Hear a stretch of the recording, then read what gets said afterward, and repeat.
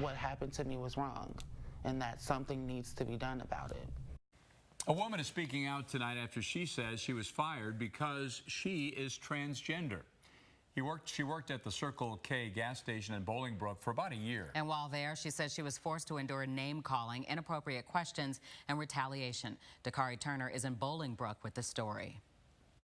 The harassment for Judy Brown began right after she was hired and included being called a man by coworkers, despite the fact that she says she was well into the transition process. And I cried. I had suicidal thoughts.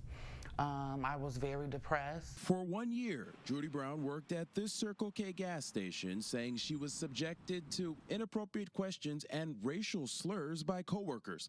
The reason, she says, is because she's transgendered. Just very inappropriate questions that were being asked to me regarding my genitalia, as well as my plans for surgery. She says complaints to management fell on deaf ears, but continued working the job anyway because she was homeless. Then came time for a pre-planned performance in the Chicago Pride Parade, which she insists gas station management knew of beforehand, but she was scheduled to work anyway, opting to call out sick and returning to work the next day to find she'd been fired. I was definitely voicing my opinion with the things that was happening wrongfully, and that's how they retaliated. And that's the basis for a federal lawsuit filed against store owners alleging she was called derogatory names while working at the store from 2016 to 17, was denied a promotion, and that she was scheduled to work the weekend of the Pride Parade despite normally being scheduled to work during the week. In response to the lawsuit, the parent company of Circle K writes to Fox 32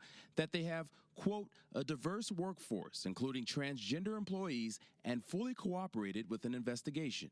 Unfortunately, discrimination against transgender people, particularly trans women of color, is all too common, even in Illinois and even in 2019. Working a new job, Brown hopes to put the alleged ordeal behind her.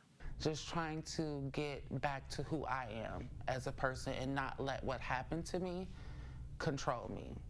The lawsuit filed asks for both attorney fees and damages to be determined by a jury. In Bolingbrook, I'm Dakari Turner, Fox 32 News. Police say a man seriously injured in an attack on a CTA platform